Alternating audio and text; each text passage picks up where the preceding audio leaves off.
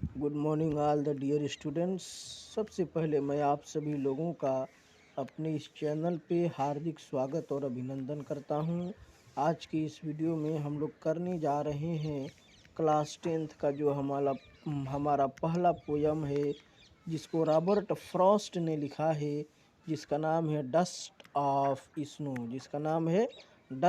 Snow. इसके हम लोग क्वेश्चन एंड आंसर को करने जा रहे हैं। क्वेश्चन एंड आंसर को हम लोग करेंगे इस वीडियो में। इससे पहले मैं आपको बता दूं कि इसके हमने दो प्रश्नों को करा दिया है। प्रश्न संख्या 1 और प्रश्न संख्या 2 को हमने करा दिया है। आज की इस वीडियो में तीसरे और चौथे प्रश्न को मैं आपको कराने जा रहा हूं। अगर आपको जो है हर एक वीडियो बिल्कुल क्रम से चाहिए, बिल्कुल सिलसिलेवार तरीके से चाहिए, तो आप हमारे प्लेलिस्ट को विजिट कर सकते हैं, जिसका नाम है क्लास 10th। हमारे चैनल को जाएं, उसमें प्लेलिस्ट का एक सेक्शन आता है, वहां जाएं। वहाँ एक प्लेलिस्ट मिलेगा क्लास 10th पोएट्री, इस नाम से प्लेलिस्ट मिलेगा। यहाँ एक हर वीडियो क्रम से हमने डाल दिया है। आपको 1 बाय 1 क्रम से सीरियल वाइज एक एक वीडियो आपको मिलेगा। वहाँ जाके आप हमारे उन सभी वीडियोस को देख सकते हैं और आप अपने एग्ज़ाम्स की प्रिपरेशन को कर सकते हैं। तो आज हम लोग प्रश्न संख्या 3 और प्रश्न संख्या 4 करने जा रहे हैं। तो आइए हम लोग प्रश्न संख्या 3 को देखते हैं कि हमसे प्रश्न संख्या 3 क्या पूछा जा रहा है। प्रश्न संख्या 3 इस प्रकार से है कि what mood off the poet is reflected in the poem. सबसे पहले आप समझें अर्थ, मीनिंग, शब्द और अर्थ को समझें। मूड का मतलब होता है मनोदशा, मानसिक स्थिति, जिसको हम बोलते हैं किसी भी इंसान की। रिफ्लेक्टेड, REFLECTED, रिफ्लेक्टेड का मतलब होता है प्रस्तुत किया गया, प्रस्तुत किया गया। जब तक से आप प्रश्न को अच्छे से नहीं समझेंगे, ये संभव ही नहीं है कि आप अच्छे से आंसर लिख सकते हैं। और याद रखें, रटने का प्रयास न करें, समझने का प्रयास करें, क्योंकि हम जानते हैं रटंत विद्या भुलंत बुद्धिया। तो यहाँ रिफ्लेक्टेड में ईडी का प्रयोग हुआ है। यहाँ आप देख सकते हैं ईडी लगा हुआ है। इसका मतलब ये पास्ट टेंस में प्रश्न पूछा जा रहा है, भूतकाल में ये प्रश्न पूछा जा रहा है। तो हमने आपको शब्दों का अर्थ बताया है। अब इसका हमसे इस तरह से मतलब निकल के आता है कि what mood off the poet is reflected in the poem. इस कविता में कवि की किस मनोदशा को दर्शाया गया है। इसका हिंदी अनुवाद इस प्रकार से होगा कि इस कविता में कवि के किस मूड को दर्शाया गया है। आगे का प्रश्न हमसे पूछ रहा है, इसी में है कि हाउ डज इट रिफ्लेक्टेड, क्या लिखा गया है, हाउ डज इट रिफ्लेक्टेड। यहाँ ध्यान से देखें, हाउ डज इट रिफ्लेक्टेड यानी और किस प्रकार से प्रस्तुत किया गया है। दो प्रश्न हो गए, कवि की कौन सी मनोदशा या कैसी मनोदशा को इसमें दर्शाया गया है, और दूसरा प्रश्न ये पूछा जा रहा है कि किस प्रकार से दर्शाया गया है, किस प्रकार से दर्शाया गया। मैं समझता हूँ अब आपका ये प्रश्न क्लियर हो गया है कि प्रश्न हमसे पूछा क्या जा रहा है। आइए अब हम लोग इसके आंसर को देखेंगे। आंसर आपके स्क्रीन पे दिखाई दे रहा होगा।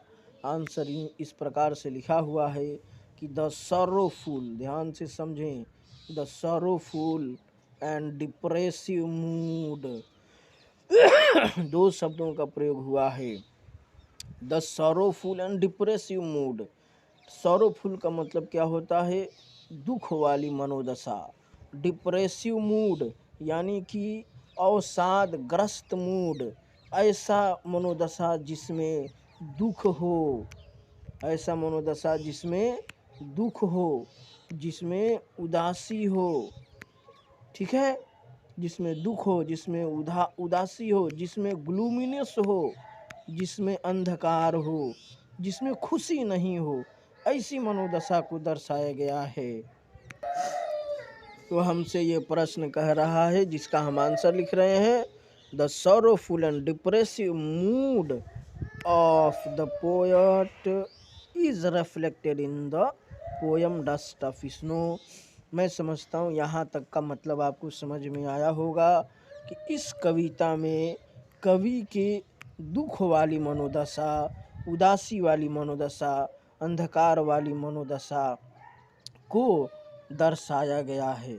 अब आइए हम लोग देखते हैं आगे इसी प्रश्न के आंसर में क्या लिखा हुआ है। यहाँ लिखा हुआ है आगे कि द पोएट, ये तो हो गया पहले प्रश्न का आंसर हो गया, यानी एक ही प्रश्न में दो चीज़ें पूछी गई हैं कि कवि की किस मनोदशा को प्रस्तुत किया गया है, तो उसका आंसर यहीं तक है कि कवि की जो है एक सॉरोफुल और डिप्रेसिव मूड वाली मनोदशा को प्रस्तुत किया गया है। और आगे ही पूछा था कि हाउ डज इट रिफ्लेक्ट, यानी कि किस प्रकार से प्रस्तुत किया गया है, तो उसका जब हम आंसर देखेंगे तो इस प्रकार से देखेंगे कि द पोएट हैज़ यूज्ड, ध्यान से पढ़ें, the poet has used the word crow, यानी कवि ने इसमें एक शब्द का प्रयोग किया है क्रो, ठीक, एंड हेमलॉक ट्री, और दूसरा जो शब्द का प्रयोग हुआ है वो हेमलॉक ट्री का हुआ है। किसका हुआ है? हेमलॉक ट्री का हुआ है। विच सिम्बोलाइजेज, यहाँ देखिए, यहाँ हमने प्रेजेंट का यूज किया है, इसलिए यूज किया क्या है कि दूसरा प्रश्न जो है, अब ध्यान से देखें, दूसरा जो प्रश्न है इसी में ये जो दूसरा प्रश्न है हाउ डज, यहाँ कौन सा, ये डज आया, हेल्पिंग वर्ब क्या आया है? डज आया है। तो डज किस में है? प्रेजेंट में है। किस में है? प्रेजेंट में है। उसी प्रकार से जब यहाँ हम आंसर लिख रहे हैं तो यहाँ आप क्या लिख रहे हैं? सिम्बोलाइजेस, ईएस लगाया है हमने ये प्रेजेंट को दर्शाता है।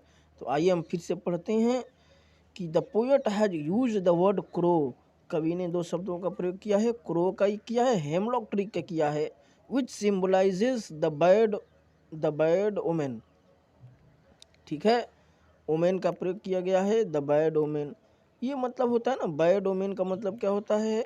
बुरा शगुन, क्या होता है? बुरा शगुन, ठीक है, and are considered inauspicious, inauspicious का मतलब क्या होता है? अशुभ, इनऑस्पिशियस का क्या मतलब होता है? अशुभ होता है। जैसे हम लोग बोलते हैं ना अशुभ कार्य है ये, या अशुभ दिन में ये दिन चल रहा है, इसमें ये कार्य नहीं करना चाहिए, तो इनऑस्पिशियस का मतलब क्या होता है? अशुभ हो गया।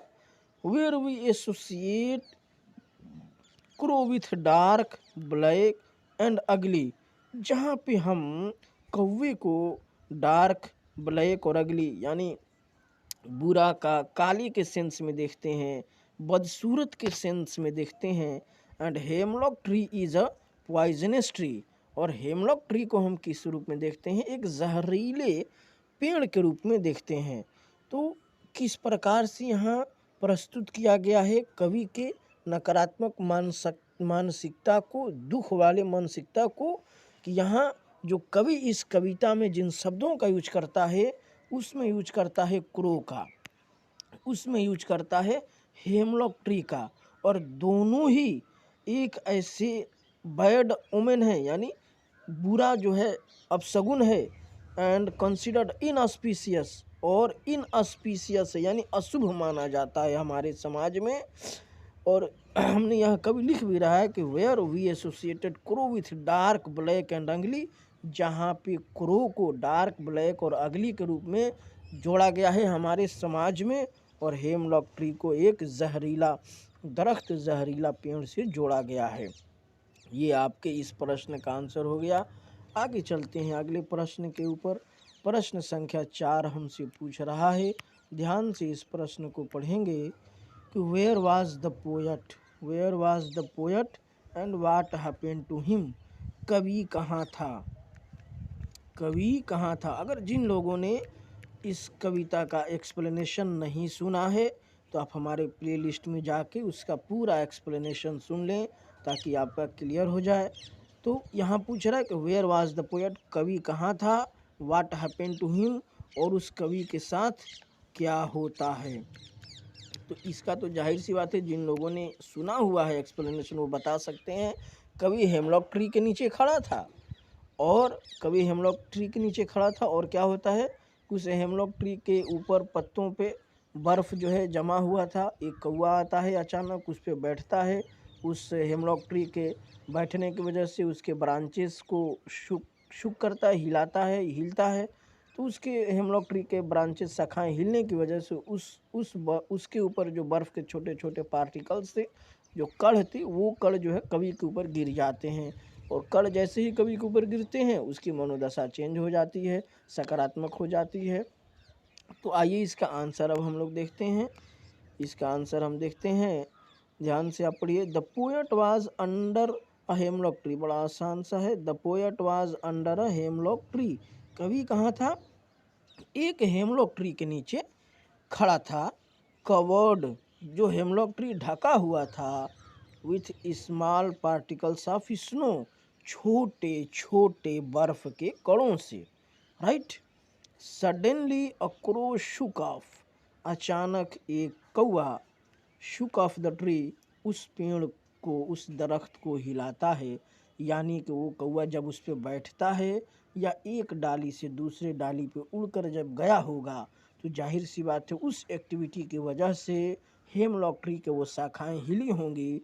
And dust of snow fell on him, and dust of snow fell on him, और डस्ट ऑफ स्नो यानी बर्फ़ के छोटे छोटे कण फेल ऑन हिम, उसके ऊपर गिर जाते हैं। हिम से तात्पर्य क्या है, पोयट रॉबर्ट फ्रॉस्ट, यानी उसके ऊपर गिरते हैं। यानी किसके ऊपर गिरते हैं भाई, जाहिर सी बात है कवि के ऊपर गिरते हैं।